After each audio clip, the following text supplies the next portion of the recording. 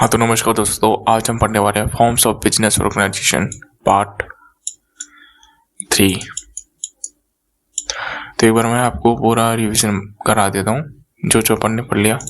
तो सबसे पहले अपन ने पढ़ा है सोल प्रोप्राइटरशिप और जॉइंट हिंदू फैमिली बिजनेस पढ़ लिया अपन ने, और आज हम पढ़ने वाले हैं पार्टनरशिप।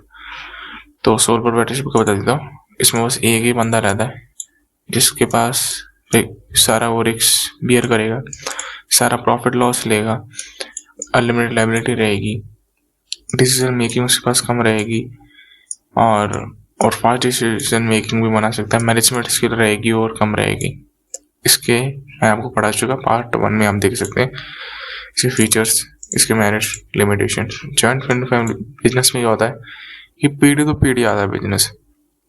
जैसे कि एक बंदे ने आज बिजनेस स्टार्ट करा, उसको मान लो जेन 1 है, जेन 1 आएगा, फिर जेन 2 करेगा उसका बिजनेस, फिर जेन 3 करेगा उसका बिजनेस। तो इसे पीढ़ी तो पीढ़ी ये बिजनेस आगे ट्रांसफर होता है, और जो हेड होता है ना उस बिजनेस का, उसको कहते हैं कर्ता, जिसके पास अनलिमिटेड लायबिलिटी रहती है, और इनके पास सबके पास लिमिटेड लायबिलिटी रहती है।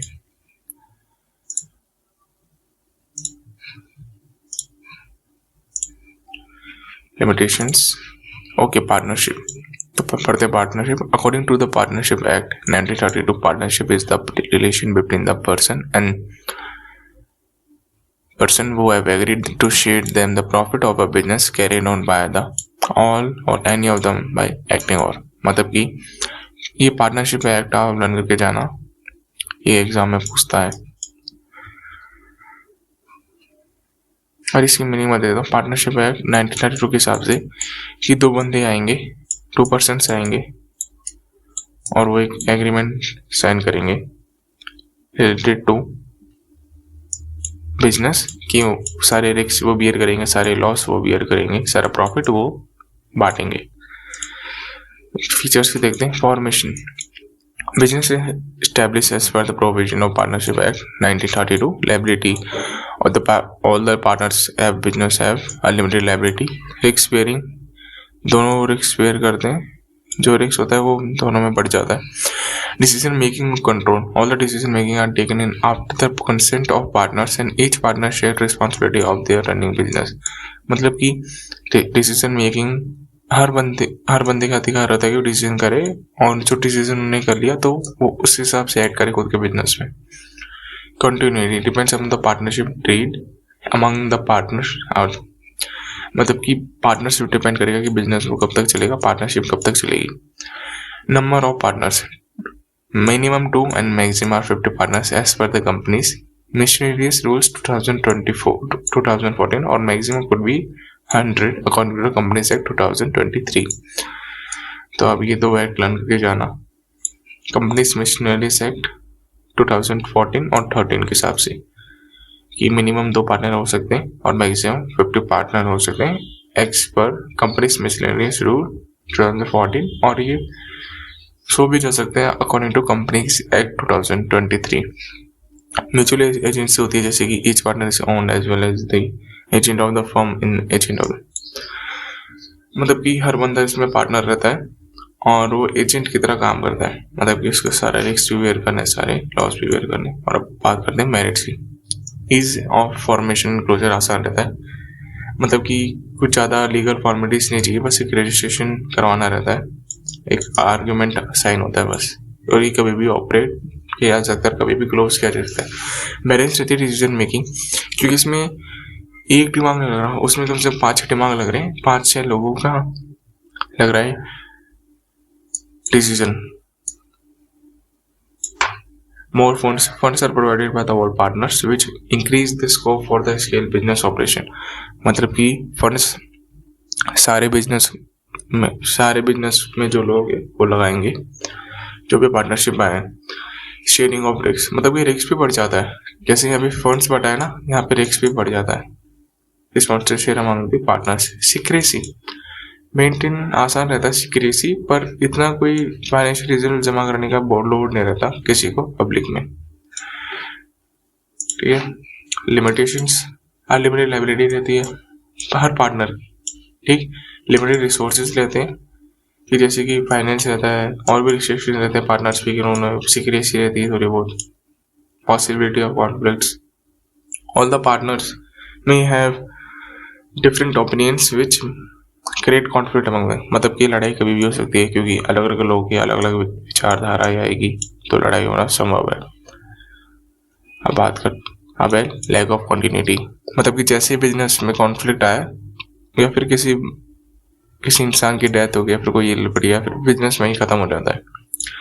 Lack of public confidence, it is difficult for outside to see the true financial position of the lack of ability. अच्छा, तो इसमें क्या है कि पब्लिक में कम फाइनेंशियल इंफॉर्मेशन रहती है क्योंकि यहाँ पे पब्लिक कॉन्फिडेंस नहीं दिखाया जाता, मतलब पब्लिक को पूरी रिसोर्सेज नहीं दिखाई जा सकती। अब आते हैं टाइप्स ऑफ पार्टनर्स। पहले बात करेंगे एक्टिव पार्टनर। तो अ पार्टनर वो contributes capital, share profit and losses, participate in management and has unlimited liability. मतलब कि वैसे पार्टी होता है जिससे नाम से पता लग रहा है एक्टिव, मतलब कि वो पार्ट भी लेता है, शेयर भी करता है, सारे share profits and loss, management में पार्टिसिपेट करता है और इसकी लिमिटेड लायबिलिटी रहती है। यहाँ पे स्लीपिंग और डोमिनेंट पार्टनर। स्लीपिंग से हम मान लो कि सो रहा है वो पार्टनर, मतलब कि कंट्रीब्यूट करेगा कैपिटल में, ठीक है, प्रॉफिट लॉस भी जेल करेगा पर लिमिटेड होगी, पर does not participate in management, मतलब डे टू डे लाइफ में पार्टिसिपेट नहीं करेगा, स्लीपिंग पार्टनर रहता है। अब बताएंगे सीक्रेट पार्टनर, कि जैसे आपको बता रहा है सीक्रेट पार्टनर, मतलब कि सीक्रेसी रहती है, पार्टनर की इन्फॉर्मेशन नहीं रहती इन मैनेजमेंट ऑपरेशन। पार्टनर रहता है सीक्रेटली बट कोई कंट्रीब्यूट नहीं करता प्रॉफिट लॉस में, ठीक है। अब बात करेंगे नॉमिनल पार्टनर की। पार्टनर वो does not contribute capital and does not share profit on losses but allows partnership business to project. मतलब कि नॉमिनल होता है कि वो कोई प्रॉफिट मैनेजमेंट में पार्टिसिपेट नहीं करेगा, ना कैपिटल लगाएगा, ना कोई प्रॉफिट लॉस करेगा, बट वो खुद का नाम देता है कि वो पार्टनर है, पार्टनर बाय एस्टोपल। ये सेम ही है दोनों। हाँ, और ये डिफरेंशिएट दे रखा है यहाँ पे।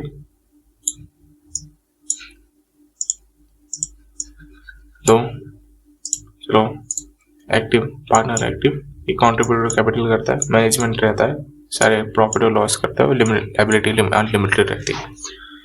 स्लीपिंग में भी कैपिटल में कंट्रीब्यूट करेगा, मैनेजमेंट नहीं लेगा पर प्रॉफिट लॉस लेगा, लिमिटेड लायबिलिटी रहेगी। सीक्रेट में रहेगा कि पार्टिसिपेट नहीं करेगा पर सीक्रेटली करेगा, कंट्रीब्यूट भी करेगा, सारे प्रॉफिट लॉस भी लेगा, लिमिटेड लायबिलिटी रहेगी। नॉमिनल में कोई कंट्रीब्यूट नहीं करेगा, मैनेजमेंट में पार्टिसिपेट नहीं करेगा, प्रॉफिट लॉस लेगा, अनलिमिटेड लायबिलिटी रहेगी।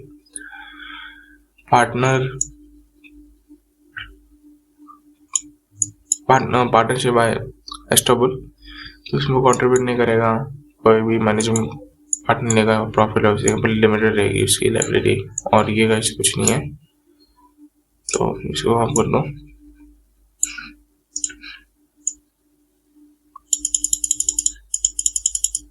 इसको कर लेते बस। अब चलो आगे बढ़ते हैं, एक इसको कैंसिल कर देना।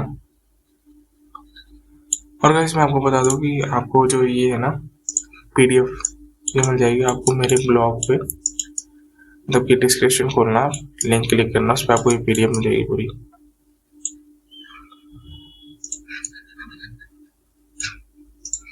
Minor as partner, an individual of age below 18 can admit with mutual consent of other partner but is not a partner। मतलब कि माइनर एज पार्टनर में होता है कि जो बंदा 18 साल के अंदर है, ठीक, उसके पास लिमिटेड लायबिलिटी होगी नहीं, उसके पास होगी तो लिमिटेड रहेगी पर लायबिलिटी नहीं मानी जाएगी उसकी, ठीक। उसके पास डिसीजन मेकिंग रहेगी, पार्टिसिपेट भी कर सकता है, डिसीजन मेकिंग भी कर सकता है, सारे प्रॉफिट एंड लॉस भी करेगा, पर लिमिटेड उसकी लायबिलिटी नहीं मानी जाएगी, ठीक। जैसे वो 18 को होगा तो उसके पास हक रहता है कि वो जिस पार्टनरशिप में रहना चाहे तो रह सकता है, वरना उसको निकाल सकता है। तो ये कुछ ज़्यादा नहीं है इसमें। अब टाइप्स ऑफ पार्टनरशिप बात करते हैं। Partnership can be categorised into 2 basis of duration. पहले बात करेंगे बेसिस ऑफ ड्यूरेशन। पहले पार्टनरशिप एट विल, कि पार्टनरशिप विल होता है कि जैसे नाम बता रहा है कि विल पे हो रही partnership, continues till the partner agree to do so, मतलब कि ऑफकोर्स सामने से पार्टनरशिप आया, दूसरा आया तो खुद की तरफ से भी पार्टनरशिप। पर्टिकुलर पार्टनरशिप क्या होती है, form for a specific task for project for specific period of time, it comes to an end after completing a task. जैसे कि मैं आपको एग्जांपल देता हूँ कि ये रोड बनाने का इन्होंने एक पार्टनरशिप लिया कि 2 फर्म आएगी, पार्टनरशिप वाली 2 फर्म आएगी, कोलैबोरेट करेगी, जैसे वो रोड कंप्लीट हो जाएगी तो वो निकल जाएगी।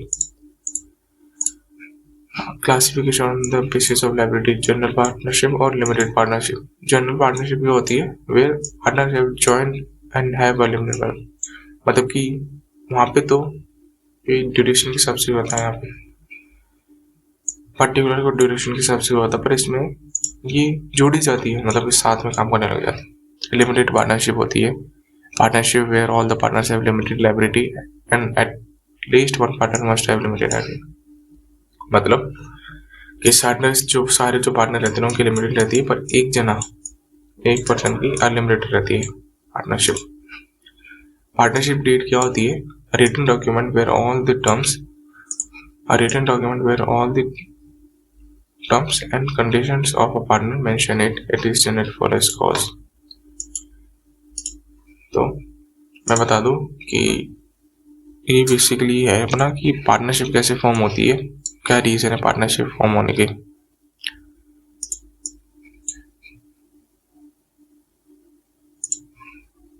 तो सबसे पहले name of the fund decide करना पड़ेगा, रेगुलेशन या फिर रेगुलेशन माना फिर रूल्स।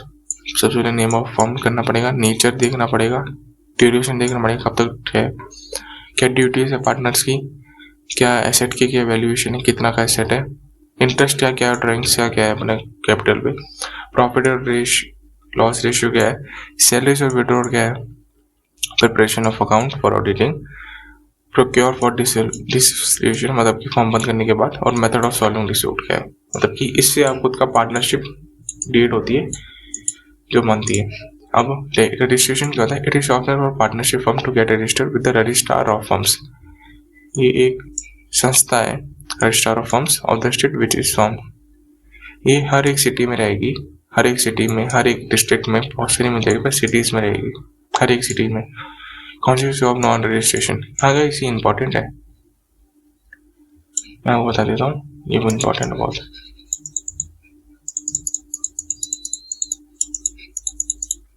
ठीक, तो ये है इंपॉर्टेंट, बहुत ज्यादा, अच्छे ज्यादा इंपॉर्टेंट है। क्या हो गया,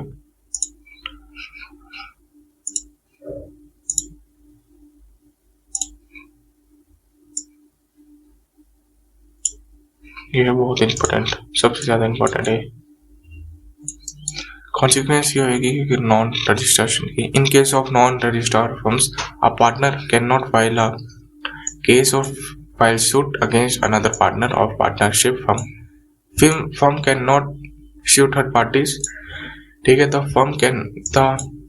फर्म होएगा can not file a case against one और मतलब कि दूसरे पार्टनर की प्रति कोई भी केस नहीं कर पाएगा अगर रजिस्टर नहीं है फर्म, रजिस्टर ऑफ फर्म में, तो फाइल नहीं कर पाएगा। और जैसे कि मेरी फर्म है, ठीक, और ये मेरी फर्म है ए और सामने वाली बी, तो मैं अगर मेरी रजिस्टर फर्म में रजिस्टर नहीं है ना, तो मैं इसके प्रति लीगल एक्शन नहीं ले सकता, और ये मेरे प्रति लीगल एक्शन नहीं ले सकती क्योंकि मेरे रजिस्टर फर्म में वही नहीं हो register. So okay guys, thank you for watching, bye. और सब्सक्राइब करके जाना, और कल मिल जाएगी आपको दूसरी video. Thanks for watching, bye.